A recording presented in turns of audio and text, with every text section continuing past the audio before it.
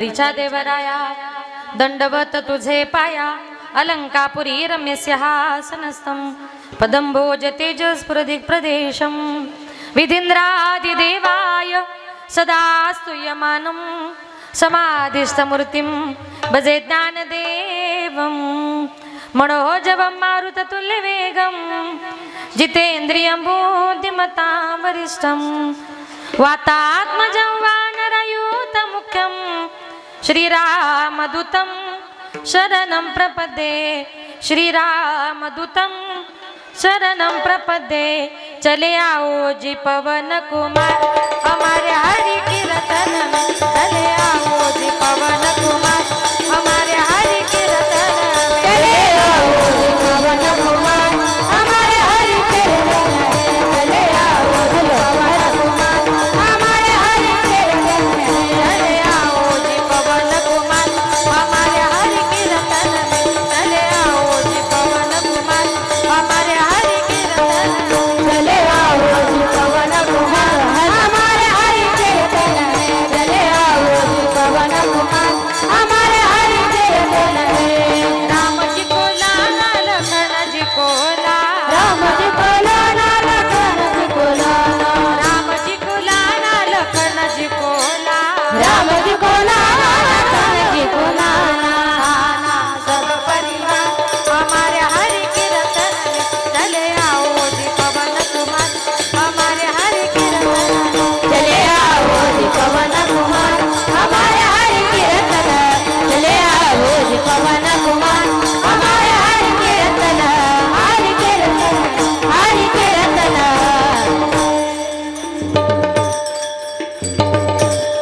ओम नमः ज्ञानेश्वरा करुणा करा दयाळा तुमचा अनुग्रह लादलो पावन झालो चराचरी मी कळा कुसरी काहीच नेने बोलतो वचने अति भावी एका जनार्दने तुमचा दास त्याच्या सपूर्वावी विठाल विठाल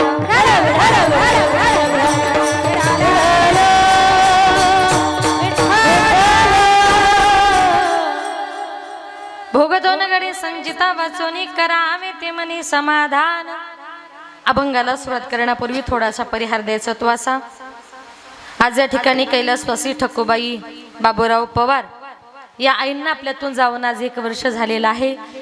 त्या मातेला भावपूर्ण आदरांजली श्रद्धांजली अर्पण करण्याकरता हा कीर्तनाचा कार्यक्रम या ठिकाणी आयोजित केला. त्यांच्या पश्चामध्ये त्यांची मुलं आहेत आदरणीय श्री कचरू भाऊ बाबूराव पवार, बाळासाहेब भाऊ बाबूराव पवार. मुले आहेत गंगा भागीरथी सुशीलाबाई खंडेराव चौधरी, सुनीताताई संजय गायकवाड आणि जयश्रीताई राजेंद्र पाटील. त्यांचा संपूर्ण हा परिवार, या परिवारातून एक आई आज या जगातून या विश्वातून निघून गेलेली आहे. त्या मातेला भावपूर्ण आदरांजली श्रद्धांजली अर्पण करण्याकरता हा कीर्तनाचा कार्यक्रम या ठिकाणी आयोजित केला. त्यांच्या संपूर्ण पवार परिवाराच्या वतीने, पाटील परिवाराच्या वतीने, करंजवन गावचे सरपंच आमचे माझे आदरणीय बंधू आमचे सुरेश भाऊ यांच्या संपर्काच्या माध्यमातून या ठिकाणी येण्याचा योग आला. तसेच माझे गुरुवर्य आदरणीय हरिभक्त परायण विठ्ठल महाराज वागचौर यांच्या गुरुकृपेने माझे वडील कैलासवासी भानुदास महाराज गजे यांच्या पवित्र स्मृतीला अभिवादन करून संत मंडळी, वारकरी मंडळी, महाराज मंडळी, बसलेली तुम्ही सर्व श्रोते मंडळी, सर्वांच्या चरणी एकदा नतमस्तक होऊन सेवेला सुरुवात करते. सेवेलागी सेवक झालो तुमच्या लागलो निज चरणा. अहो स्वामी तुकया देवा यावर न करावा अभेद. सेवेलागी सेवक झालो तुमच्या लागलो निज चरणा. अहो स्वामी तुकया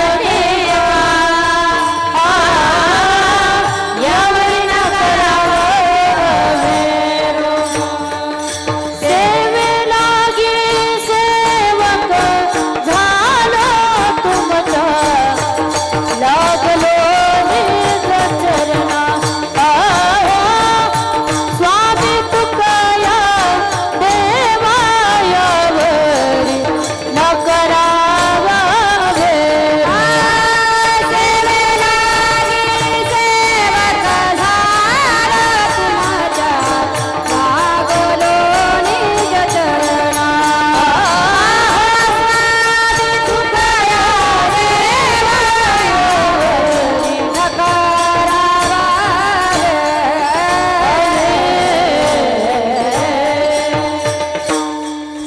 लागे सेवक झालो तुमच्या लागलो निज चरण मस्तक हे पायावरी वारकरी संताच्या प्रसूत प्राप्त प्रसंगी कीर्तन रूपी सेवेकरता निवडलेला अभंग संत सम्राट वैराग्याची मूर्तिमंत पुतळे वारकरी संप्रदायाचे कळस विश्ववंदनीय श्रीमंत तुकोबारायांचा 4 चरणाचा उपदेशपर प्रकरणातला सर्वांच्या परिचयाचा गोडासा अभंग आजच्या या कीर्तन रूपी सेवेकरता निवडला. विठाल विठाल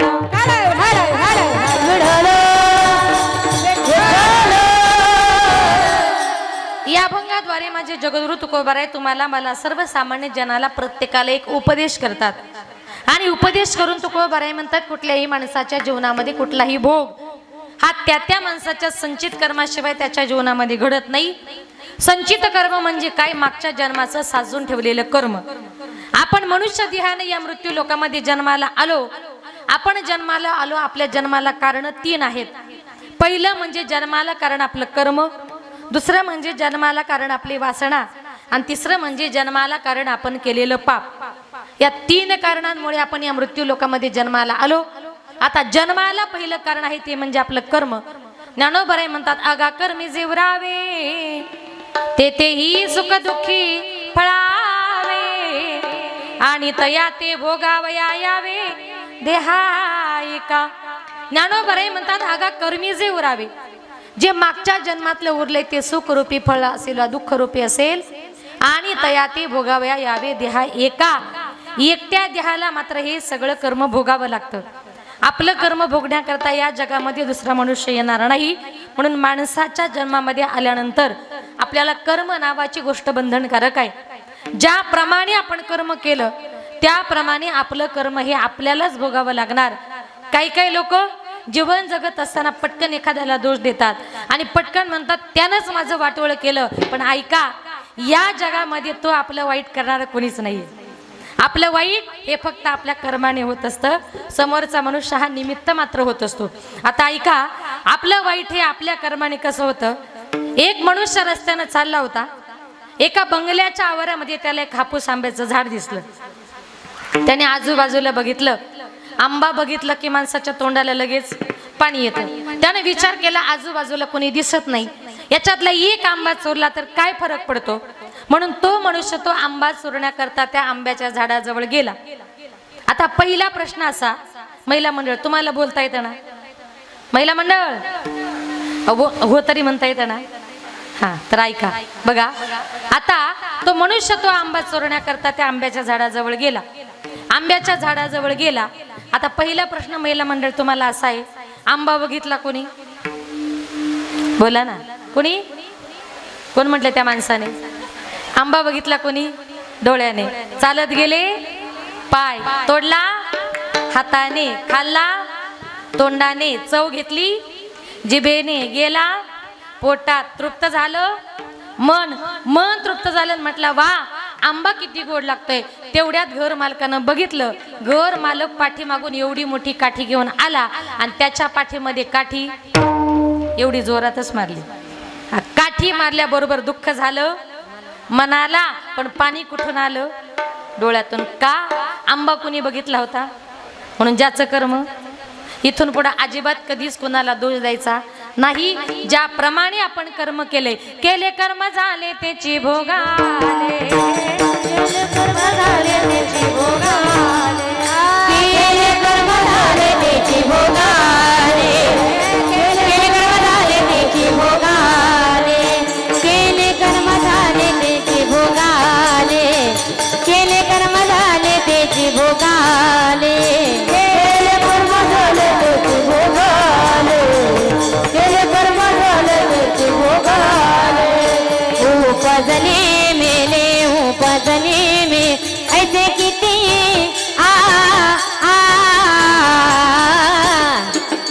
हरी मुखी गाता हरपली चिंता, हरी मुखी गाता हरपली चिंता. उपजले मेले उपजले ऐसे किती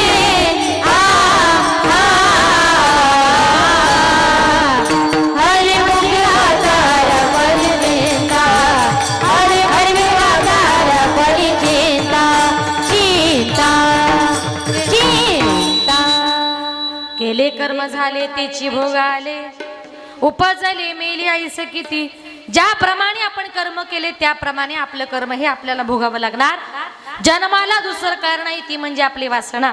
जन्म घेणे लागे वासनेच्या संगे, त्याची झाले अंगे हरिरूप. संत महात्मे म्हणतात आपल्या जन्माला कारण आहे ती आपली वासना. ज्ञानोबराय म्हणतात मरते समयी तुमची वासना ज्या गोष्टीमध्ये गुंतून पडली तिथे संसारा पुढचा जन्म मिळतो. मरते समय देवाचं नाव घ्या, देवाच्या चरणाजवळ जाल, आणि मरणी जया जाठवे तो तेची गती ते पावे, म्हणून सदा स्मरावे मातेची तुआ. ज्ञानोबराय म्हणतात मरता मरता आपली वासना जिथे जाते तिथेच माणसाला पुढचा जन्म मिळतो. आपल्या देहामध्ये जी वासना आहे ती वासना कशी आहे, त्या वासनेचं माझ्या नाथ बाबांनी गोड वर्णन केले. वासना वडाळ गाय गड्यानो, वासना वडाळ गाय, वासना वडाळ वासना वडाळ गाय, वासना वडाळ गाय, वासना वडाळ गाय गड्यानो, वासना वडाळ गाय, वासना वडाळ गाय गड्यानो, वासना वडाळ गाय, वासना वडाळ गाय गड्यानो, वासना वडाळ गाय, वासना वडाळ गाय गड्यानो, वासना वडाळ गाय, वासना वडाळ गाय गड्यानो, वासना वडाळ गाय.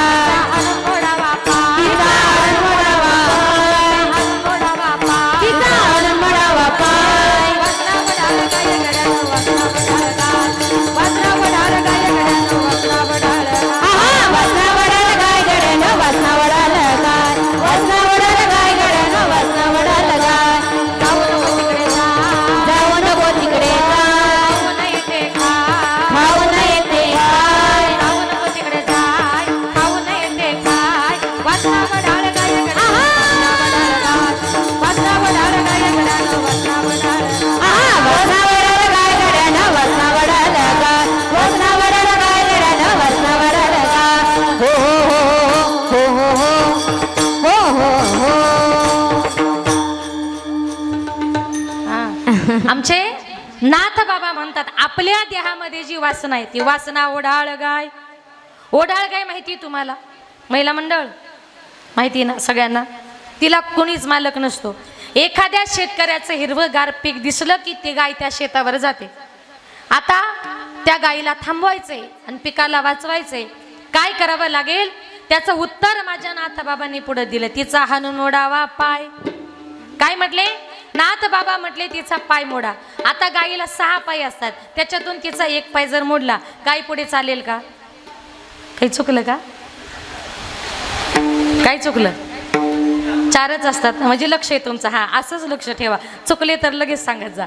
गायीला 4 पाय असतात, त्याच्यातून 1 पाय जर मोडला गाय पुढे चालणार नाही. पण कीर्तन जरा व्यवस्थित ऐका. गायीचा पाय मोडायचं म्हणजे आपल्या खऱ्या खुऱ्या गोठ्यातली गाय नाही. आपल्या देहामध्ये जी वासना रूपी गाय आहे माणसाला नको त्या मार्गाला घेऊन जाते, नको ते खायला लावते, नको ते प्यायला लावते. पुरुष मंडळ मी पाण्याबद्दल बोलते बरं, तुम्ही गैरसमज करू नका. बाटली घ्यायची जरा बिस्लरीची घेत जा, काचेची नको. अशी जी वासना आहे आपल्याला नको त्या मार्गाला नेते, ती वासना संत महात्मे म्हणतात जन्म घेणे लागे वासनेच्या संगे. अशी ही आपल्या देहामध्ये वासना आहे. पण या वासनेवर नामचिंतन रूपी काठीचा फटका जर बसला तर माणसाच्या जीवनातली वासना सुद्धा आकळल्याशिवाय राहणार नाही. आता ऐका आपल्या देहामध्ये वासना कशी आहे. एका राजाने आपल्या राज्यामध्ये दवंडी पिटवली होती का जो कोणी माझ्याजवळ शेळी आहे. तुम्हाला शेळी कळते का बकरी? दोन्ही कळतं ना? बरं का. त्या राजाने सांगितलं माझ्याजवळ ही शेळी आहे, जो कोणी या शेळीचं पोट भरून आणेल त्याला 5 लाख रुपये बक्षीस. लोक म्हटले राजा किती मूर्ख आहे, शेळीचं पोट भरायचं कुठं 5 लाख बक्षीस असतं का, एवढीशी शेळी. आणि मग राजाने पैंजेचा विडा ठेवला. संध्याकाळच्या वेळेला एक शेतकरी आला, त्यानं तो पैंजेचा विडा उचलला आणि त्यानं सांगितलं राजे साहेब या शेळीचं पोट म्हटलं मी भरून आणतो. त्यानं ती शेळी आपल्या घरी नेली, घासात नेली, मकात नेली, गवतात नेली, सगळीकडे नेली. आणि दुसऱ्या दिवशी सकाळी शेळी राज दरबारामध्ये हजर केली. राजानं सांगितलं बोलू नका. शेळीचं पोट भरलं का? म्हटलं हो राजे. परीक्षा घ्यायची का? म्हटली बिंदास घ्या. प्रधानजी जरा घासाची पेंडी घेऊन या. प्रधान घासाची पेंडी घेऊन आला. शेळीनं लांबूनच घासाची पेंडी बघितली आणि शेळी जे पळत सुटली 2 मिनिटांमध्ये घासाची पेंडी फस्त. राजा म्हटला काय रे शेळीचं पोट भरलं म्हणतोस, मग शेळीनं घास कसा काय खाल्ला? दुसरा मनुष्य म्हटला, द्या या शेळीचं पोट म्हटला मी भरून आणतो. त्यानं ती शेळी आपल्या घरी नेली. दुसऱ्या दिवशी सकाळी घासात नेली, मकात नेली, गवतात नेली. त्यानंतर तिला सुग्रास, पेंड वगैरे सगळं काही चारलं. आपल्या गावठी भाषेमध्ये शेळी उलटी फुगवली, असंच म्हणतात ना. हा, शेळी उलटी फुगवली आणि दुसऱ्या दिवशी सकाळी शेळी राज दरबारामध्ये हजर केली. राजाने विचारलं, का रे शेळीचं पोट भरलं का? म्हटलं हो राजे. परीक्षा घ्यायची का? म्हणे बिंदास घ्या. प्रधानजी जरा घासाची पेंडी घेऊन या. प्रधान घासाची पेंडी घेऊन आला. शेळीने लांबूनच पेंडी बघितली आणि शेळी जी पळत सुटली. 2 मिनिटामध्ये घासाची पेंडी फस्त. राजा म्हटला, का रे 2 दिवस झाले तुम्ही शेळी घरी नेता, तुम्हाला साधं शेळीचं पोट भरवता येत नाही. एक हुशार चतुर मनुष्य उठला आणि त्याने सांगितलं, राजे साहेब ती शेळी माझ्याकडे द्या. म्हटलं मी तिचं पोट भरून आणतो. कट्टर शेतकरी होता, कट्टर तुमच्यासारखा. मग त्याने काय केलं, ती शेळी घरी नेली. सकाळी उठला, त्या शेळीच्या तोंडाच्या मापाचं एक मुस्क तयार केलं. एक अशी लांब काठी हातामध्ये घेतली आणि शेळी घासात नेली. शेळीनं घासाला तोंड लावलं का तिच्या तोंडावर फटका मारायचा. शेळीनं मकाला तोंड लावलं का तिच्या तोंडावर फटका मारायचा. अक्षरशः सकाळपासून संध्याकाळपर्यंत फटके मारून मारून शेळीचं तोंड सुजलं. आज चतुर्थी आहे, तिला कडक चतुर्थी झाली. पण तिच्या पोटामध्ये एकही अन्नाचा घास जाऊ दिला नाही. आणि मग सकाळी दुसऱ्या दिवशी सकाळी शेळी राज दरबारामध्ये हजर केली. राजाने सांगितलं, का रे शेळीचं पोट भरलं का? म्हटलं हो राजे. परीक्षा घ्यायची का? बिंदास घ्या. राजाने शेळीकडे बघितलं. बिचारीच्या पोटात दिवसभर काही अन्नच नव्हतं. तिचं पाठ पोट एकत्र झाली होती. तुम्ही राजे तुम्ही काळजी करू नका, बिंदास परीक्षा घ्या. शेळी म्हटले काहीच खाणार नाही. बघा म्हटले प्रधानजी जरा घासाची पेंडी घेऊन या. प्रधान तिकडून असा घासाची पेंडी घेऊन आला. शेळी अशी लांबून बघत होती. बिचारीला भूक लागली होती, पण तिला माहिती होतं घासाला तोंड लावलं का तोंडावर फटका दिसतो. मग मार खाण्यापेक्षा गप्प बसलेलं बरं. तसं आपल्या देहामध्ये जी वासना आहे, या वासनेवर नामचिंतन रूपी काठीचा फटका जर बसला, वासनेचे बीज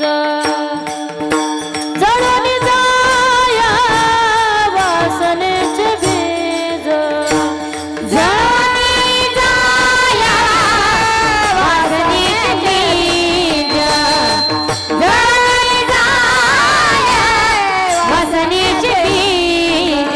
संत चरण राजा लागता सहज,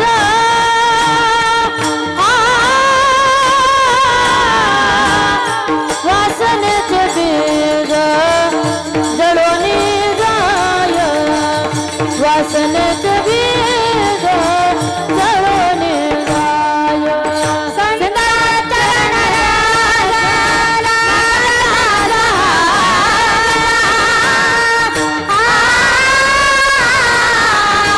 वासनेचे बीज जळून जाय, वासनेचे बीज जळून जाय.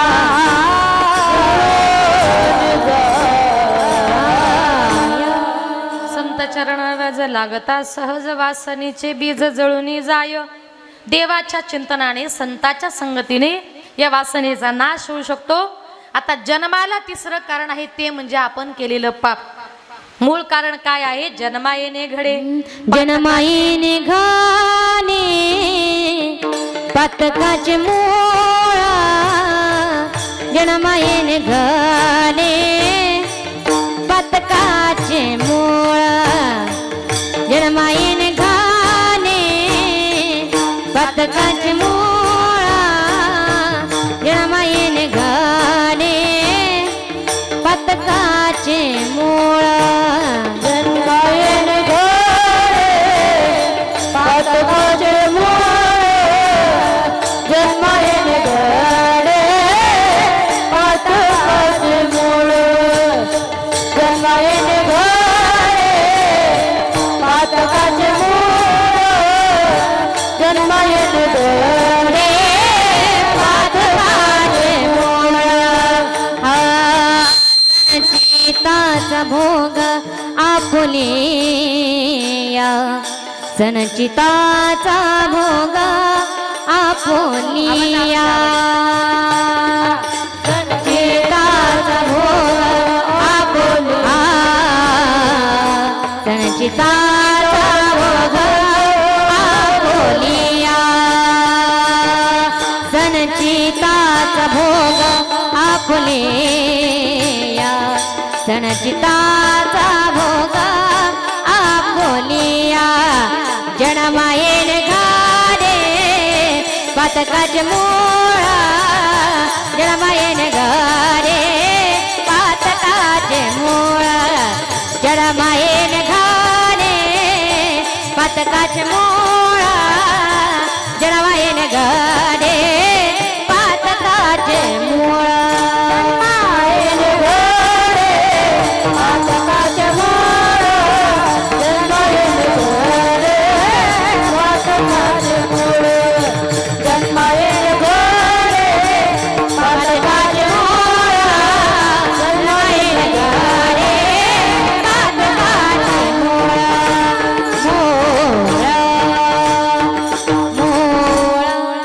जन्मायेने घडे पातकाचे मूळ मूळ कारण काय आहे आपलं काहीतरी पाप शिल्लक आहे आणि म्हणून हा मनुष्य जन्म मग या मनुष्य देहाने जन्माला आल्यानंतर आता हा देह आपल्याला पुण्य करण्याकरता दिलाय पण या देहाने पाप जर करीत बसलो तर नरकात जावं लागेल ज्ञानोबराय म्हणतात पुण्य जर कमवायचे काय करा सोपा उपाय हरिमुखे म्हणा हरिमुखे म्हणा पुण्याची गणना कोण करी परमेश्वराचं हरी हरी असं चिंतन जर केलं तर संत महात्मे म्हणतात आपल्या पुण्याची तुलना कोणाही बरोबर होणार नाही आणि म्हणून संत महात्मे म्हणतात जीवन जगत असताना कितीही जरी दुःख आपल्या वाट्याला आलं तरी तो आपल्या संचिताचा भोग असतो अभंगाचे प्रथम चरण भोगतो ना घडे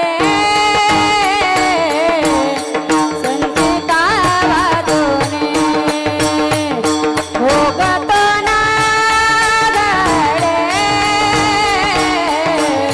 संचिता वाजोने भोगतो ना घडे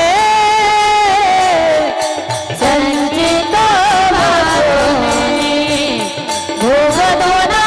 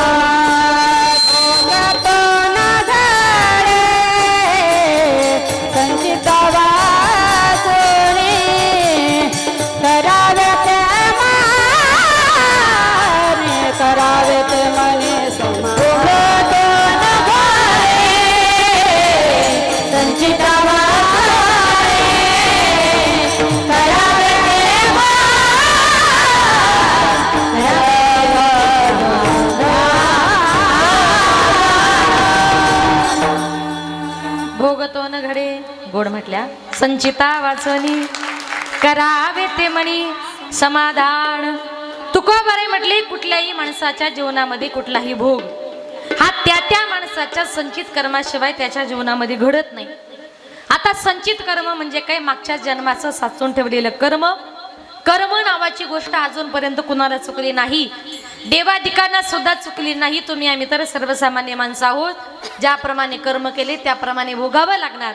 पण ऐका, ज्या संसारामध्ये आपण जन्माला आलोय ना, या संसारातली माणसं ही माणसाला जास्त दिवस सहन करत नाही. ऐका, म्हणजे आपण एखाद्या पाहुण्याच्या घरी पाहुणे म्हणून जर गेलो, त्यानं पाहुण्यासारखं 2 दिवसच राहायचं. अगदी एखाद्या मुलीचं लग्न झालं असेल आणि ती जरी आपल्या माहेरी गेली तरी तिने आपल्या माहेरी 2 दिवसच राहायचं. तिसऱ्या दिवशी घरातली भांडे पडायला लागले का त्या मुलीने तिथून लगेच निघायचं. का? आपली भाऊजाई सुद्धा आपल्याला सहन करत नाही. आपल्या बापाचं घर असतं पण तरी सुद्धा सहन करत नाही. का? तर संसारातली माणसं ही माणसाला जास्त दिवस ॲडजस्ट करत नाही. एक सुंदर उदाहरण सांगते बघा. एका मुलाचं नवीन लग्न झालं. नवीन लग्न झाल्यानंतर आता योगायोगाने अधिक मास आलाय. तुम्ही त्याला काय म्हणता? धोंड्याचा. जावयांना चांगला माहिती असेल, कारण जावयांची मजा असते धोंडे जेवणाची. मग आता तिनं सांगितलं की म्हटले अहो आता आपल्या मुलीचं नवीनच लग्न झालंय, आपण असं करू, आपल्या जावयांना धोंडे जेवणाकरता बोलून घेऊ, एखादा ड्रेस देऊ, एखादी अंगठी देऊ, जेणेकरून आपला जावई आयुष्यभर खुश होऊन आपल्या मुलीचा चांगल्या प्रकारे सांभाळ करेल. म्हणून त्या सासरेबुवाने आपल्या जावयाकरता पत्र लिहिलं, जावई बापू आमच्या लेकीला घेऊन धोंडे जेवणाकरता या.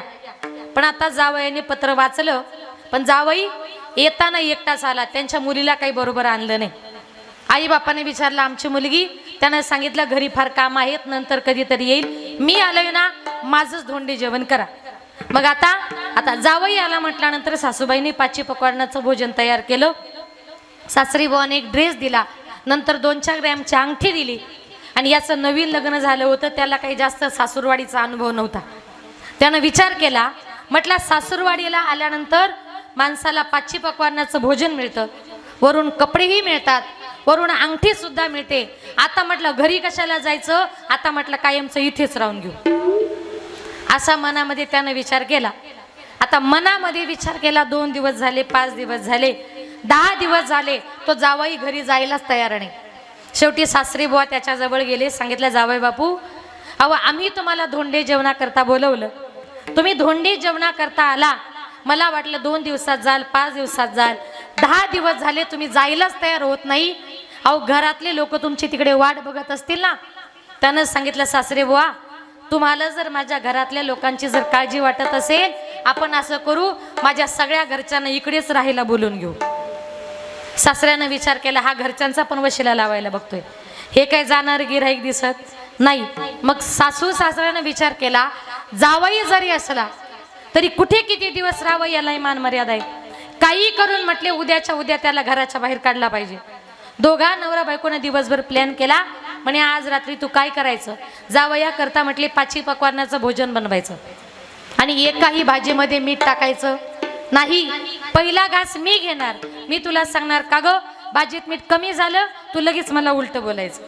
तू मला उलटी बोलली का मी तुला मारायला धावणार. आणि मग तू काय करायचं, पूर्वीच्या काळी लाईटी नव्हत्या, त्या रॉकेलच्या बत्त्या किंवा चिमण्या असायच्या, तू काय करायचं, ती बत्ती फुकून द्यायची, तू बाहेर पळून जायचं. त्या अंधाराचा फायदा घेऊन म्हटले मी जावयाचा चांगलाच काटा काढतो.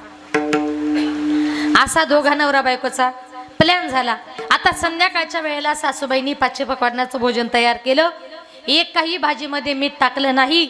3 जण जेवायला बसले. पहिला घास सासऱ्यानं घेतला आणि तो तिला म्हणतो का ग भाजीमध्ये मीठ कमी झालं, तुला कळत नाही का, जावई जेवायला बसले, अक्कल नाही का. ती म्हटली का हो जावयाचे देखत तुम्ही माझी अक्कल काढता, तुम्हाला अक्कल आहे का.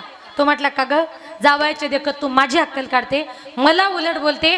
रागाच्या भरात जे बायकोला मारायला धावल्याबरोबर ती उठली आणि तिनं ती बत्ती चिमणी फुकली, ती बाहेर पळून गेली. बिचारा जावई तिथंच घरामध्ये बसलेला.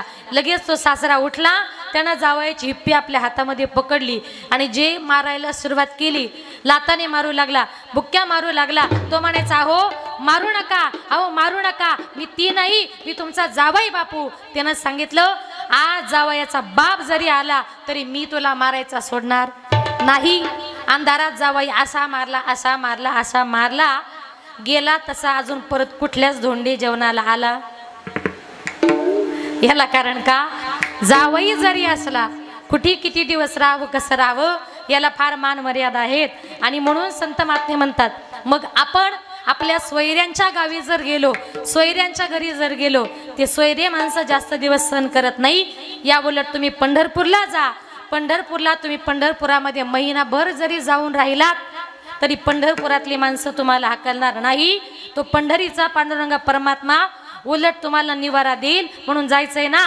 जाऊ देवाची आगावा जाऊ देवाची आगावा जाओ देवाची आगावा जाओ देवाची आगावा देवाची आगावा जाऊ देवाची आगावा जाओ देवाची आगावा जाओ देवाची आगावा जाऊ देवाची आगावा देव देईल विसावा जाऊ देवाची आगावा देव देईल विसावा देव देईल विसावा देवा सांगो सुख दुःख देवा सांगो सुख दुःख जाओ देवाची आगावा देव देईल विसावा जाओ देवाची आगावा देव देईल विसावा देव देईल विसावा सांगो सुख दुःख देवा सांगो सुख दुःख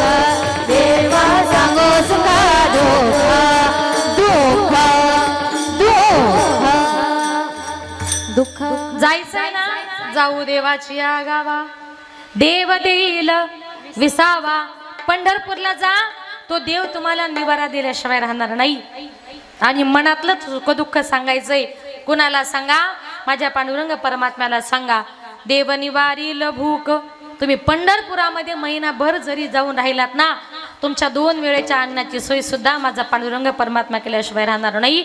आणि म्हणून संत महात्मे म्हणतात जीवनामध्ये संसाराला किंमत देण्यापेक्षा भगवान परमात्म्याच्या चिंतनाला किंमत द्या. म्हणून आपण ज्याप्रमाणे कर्म केले आता हा संचिताचा भोग असतो. ज्याचं त्याचं कर्म ज्याचा त्याचा भोग हा ज्याला त्याला कसा भोगावा लागतो आहे का.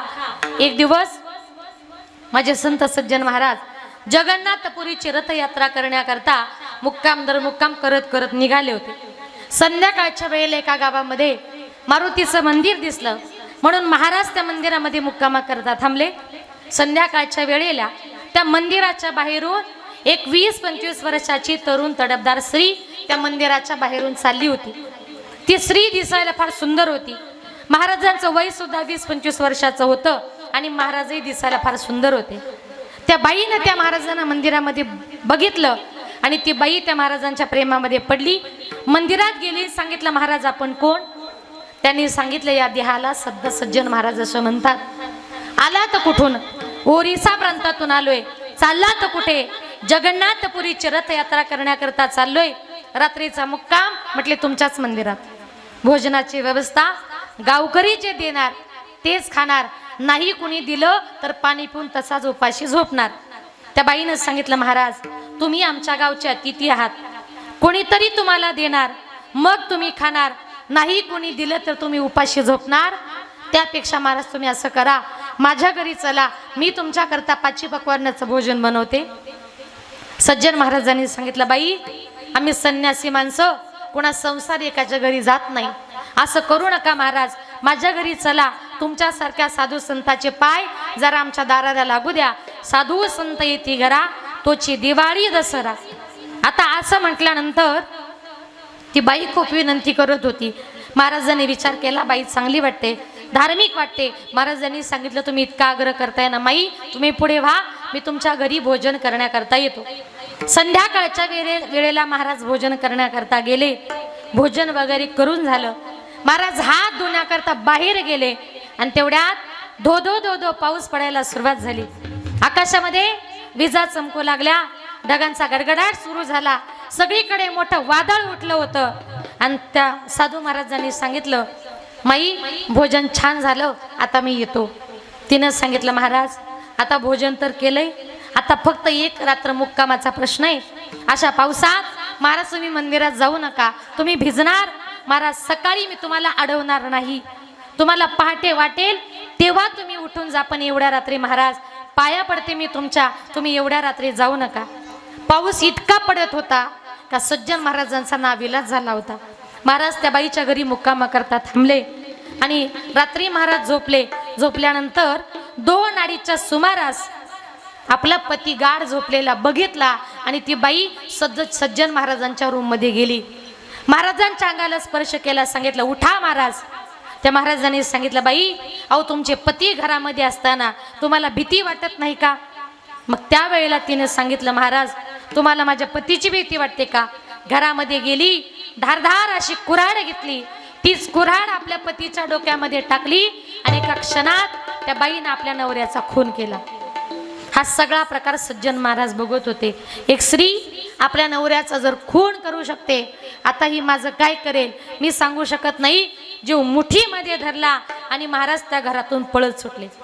ती बाई म्हणायची महाराज थांबा.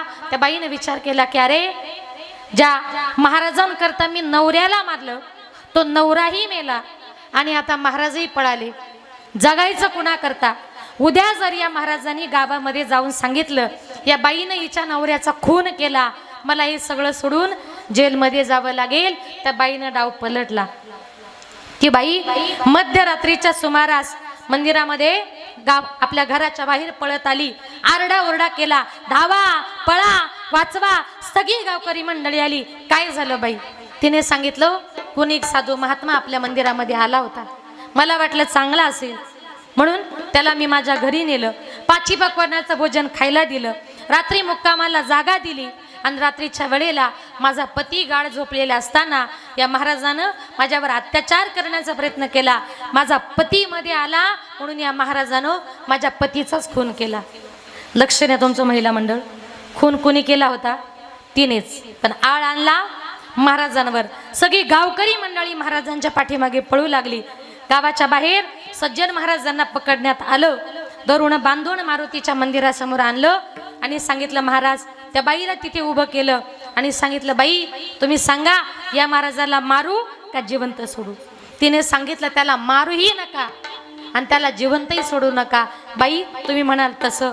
तिने सांगितलं ज्या हाताने या महाराजानं माझ्या पतीचा खून केला, ज्या हाताने महाराजांनी माझी अब्रू लुटली, या महाराजांचे दोन्ही हात तोडून टाका. त्या बाईच्या सांगण्यानुसार सज्जन महाराजांचे दोन्ही हात तोडण्यात आले. महाराजांना सोडून दिलं. पश्चाताप झाला, पळत गेले, रडत गेले, जगन्नाथपुरीला जाऊन पोहोचले. जगन्नाथाच्या चरणावर आपलं मस्तक टिकवलं, हंबरडा फोडला, सांगितलं जगन्नाथा अरे अशी माझी काय चुकी झाली होती? मी तुझी यात्रा करण्याकरता निघालो होतो, मी त्या मारुतीच्या मंदिरामध्ये मुक्कामाला होतो, ती बाई तिथे आली, तिने मला घरी भोजनाचा आग्रह केला, तिनेच माझ्यावर जबरदस्ती करण्याचा प्रयत्न केला, तिने तिच्या पतीचा खून केला आणि सगळा खोटा आळ माझ्यावर आणि माझे 2 हात तोडले गेले. त्या गावासमोर माझा किती मोठा अपमान झाला. जगन्नाथा अरे याच्यामध्ये माझी काय चुकी? जगन्नाथाने सांगितलं सज्जन महाराज शांत व्हा. आज तुमचे हे जे 2 हात तुटले ना, हे तुमचं आत्ताचं नाही, तुमचं मागच्या जन्माचं संचित कर्म आहे. मग त्यावेळेला सज्जन महाराजांनी सांगितलं जगन्नाथा अरे मागच्या जन्मामध्ये मी असं काय केलं का ज्याच्यामुळे माझे या जन्मात 2 हात तुटले गेले? जगन्नाथाने सांगितलं ऐका सज्जन महाराज, मागच्या जन्मामध्ये तुम्ही एक संन्यासी साधू होतात. ज्या बाईच्या घरी तुम्ही मुक्कामाला होते ती बाई मागच्या जन्मात एक गाय होती. तिचा पती मागच्या जन्मात कसाई होता. तो कसाई एक दिवस त्या गाईला घेऊन चाललेला असताना त्याच्या हातून ती गाय सुटली. कुठे पळाली त्याला कळेना. तुम्ही तिथून चालला होतात आणि त्या कसायाने तुम्हाला विचारलं महाराज माझी गाय इथून पळताना बघितली का? तुम्ही उजव्या हाताचा संकेत केला आणि सांगितलं हो तुमची गाय या दिशेला गेली. त्या गाईला सुद्धा समजलं की या महाराजानंच माझा पत्ता सांगितला. जर या महाराजानं माझा पत्ता सांगितला नसता तर माझा जीव वाचला गेला असता, पण या महाराजानं माझा पत्ता दाखवल्यामुळे हा कसाई मला आता कत्तलखान्यात नेईल, माझी कत्तल करेल. पण महाराज तुमच्यामुळे माझा आज जीव जात आहे. या जन्मात नाही पण पुढच्या जन्मात का होईना मी तुमचा काटा काढल्याशिवाय राहणार नाही. म्हणून मागच्या जन्मातला काटा काढण्याकरता ती बाई ते मागच्या जन्मातली गाय या जन्मामध्ये बाई झाली. तो जो कसाई होता ना तो या जन्मात तिचा नवरा झाला आणि मागच्या जन्मामध्ये त्यानं तिला कत्तलखान्यात कापल्यामुळे या जन्मामध्ये तिनं त्याला घरात कुऱ्हाडीनं कापला. म्हटले दोघांमध्ये माझी चुकी काय? तुमची चुकी एकच, हिंदू धर्मामध्ये गो मातेला पवित्र मानतात. गो हत्येसारखं मोठं पातक नाही. त्या दिवशी महाराज तुम्ही एका हाताने जर गाय दाखवली नसती तर कदाचित त्या गोमातेचा जीव वाचला गेला असता. पण मागच्या जन्मामध्ये एका हाताची शिक्षा, या जन्मामध्ये गो हत्याचं पातक तुम्हाला लागलं. त्या गायीमुळे त्या बाईमुळे तुमचे 2 हात तुटले गेले. म्हणून भोगतो न घडे संचिता वाचुनी करावे ते मनी समाधान. आणि म्हणून संत महात्मे म्हणतात आपल्या वाट्याला जे आलंय ना ते कुणाला चुकवता येत नाही. करावे ते मनी समाधान. जीवनामध्ये जरा समाधान मानायला शिका. भगवान परमात्म्याने जेवढं दिले ते बिले आनंद तैसेचे राहावे. ते बिले आनंद तैसेचे राहावे. ते बिले आनंद तैसेचे राहावे. ते बिले आनंद तैसेचे राहावे. ते बिले आनंद तैसेचे राहावे. ते बिले आनंद तैसेचे. ते बिले आनंद तैसेचे राहावे. ते बिले आनंद तैसेचे राहावे. चित्ती असू द्यावे समाधान समाधान समाधान. चित्ती असू द्यावे समाधान समाधान समाधान. ते विले आनंद तैसेचे राहावे. ते विले आनंद तैसेचे. कीर्ती असू द्यावे समाधान समाधान समाधान. चित्ती असू द्यावे समाधान समाधान समाधान. ते विले आनंद तैसेचे राहावे. ते विले आनंद तैसेचे राहावे. राहावे राहावे. संत महात्मे म्हणतात भगवान परमात्म्याने आपल्याला जेवढं दिले त्याच्यामध्ये समाधान मानायला शिका. ठेविले अनंते तैसेची राहावे. चित्ती असू द्यावे समाधान. आणि म्हणून जरा चित्ताला मनाला थोडंसं समाधान मानायला शिका.